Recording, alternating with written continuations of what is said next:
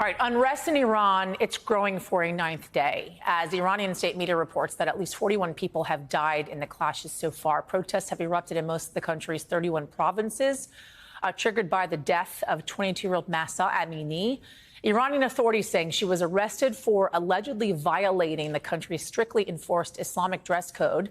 Amini died 3 days after police took her into custody, according to the hospital. Iranian officials say she suffered a heart attack that was brought on by a pre-existing condition, her family denying she had a pre-existing condition and saying witnesses told them she was beaten by police. Iranian officials say an investigation into her death is now underway. Joining me now is Executive Director of United for Iran, Firuzeh Mahmoudi. Firuzeh, thanks so much for joining us. We appreciate it. First, let me ask what you're hearing from friends, family members, people that you know on the ground in Iran. Thank you so much for having me. What we're hearing is that the number of arrests are between 30 and 40 at least. We're hearing that a lot of people are being rounded up, and the number of people that are taking down their veil is a lot more than what we see in the media. I want to talk about your own experiences, Firuzeh, because you lived in Iran up until the age, I believe, of 16 years old, in which you and your family fled.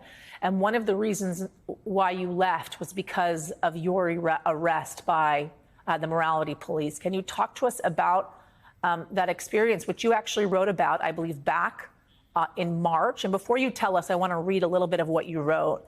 You said this: "To this day, I remember the searing mix of emotions that is familiar to millions of Iranian women who are arrested every year for this offense. First, there was fear and anxiety, then shame and desperation, and finally righteous anger." Talk to me about that moment, if you would, Firuzeh. Of course. I left Iran at age 12. My mother could not leave. I left with my sister. I went back to visit her at age 16. And we're visiting my aunt in Kerman, where we got arrested. And all four of us went in because my mom would not let me go in alone. And they kept us only for a few hours, maybe 4 or 5 hours. And I had to sign that if I had my hair show again, my bangs were out, essentially, that I would get 50 lashes. So under those conditions, I was released. What I experienced is only a fraction of what the people of Iran, the women of Iran, feel and experience day to day. Even those that were never arrested by the morality police know people who've been arrested, who've been degraded, who've been humiliated, who've been in prison because of it. And they live with this fear day in, day out. At the beginning of these protests, we were seeing a lot of images trickling out of Iran, whether it be through Telegram, WhatsApp, Instagram as well. That is no longer happening because of the countrywide internet shutdown. The government is obviously trying to suppress the people and keep the information from coming out of the country. I know Elon Musk is currently working on helping get the internet restored for folks there, but it's a pretty uphill, impossible task. You write about how important social media is in this era. Absolutely. I think it's the bloodline of the communications, them being able to communicate with each other.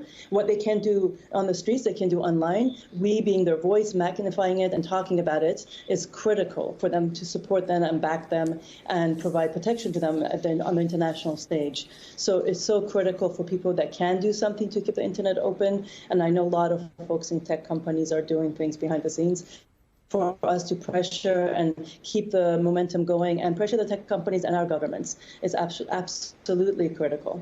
Oftentimes in moments like this, Firuzeh, as we've watched situations like this unfold in Iran, they have been false starts. And that's only because of the regime cracking down on people to the point in which they create so much fear, people retreat back to their homes and continue on with their lives. The fear is that will happen again. How should the global community be supporting this effort the Iranians are carrying out every day? So we know, even if we don't see it, we need to remember that they are in the streets and advocate for their voices and have these conversations. And this movement is unprecedented. We're seeing a feminist movement, young women leading this movement, and they have been able to galvanize the country in a way that we've never seen before. The chants include things like Kurdistan, Cheshmo Chiragh Iran, that the Kurdish region is the light and the eye of Iran. We haven't heard such unified method led by women in the country or the region. And what they're advocating for and wanting is change. They want gender equality. They want an end to all kinds of discrimination. And they want secular democracy. And they are putting their life, if they didn't believe they could get that, they wouldn't be risking their lives. And now we have Mahsa, whose Kurdish name is Gina, but cannot use that name outside of her family and community because of gender discrimination. We have another Mahsa, we have Hanane, we have Ghazaleh, we have Hadith. The numbers are growing, and they're putting their lives on the line in order to advocate for a new Iran. Firuze Mahmouni, we thank you so much for joining us this hour, and I hope you continue to use your voice as this conflict in Iran continues. Thank you.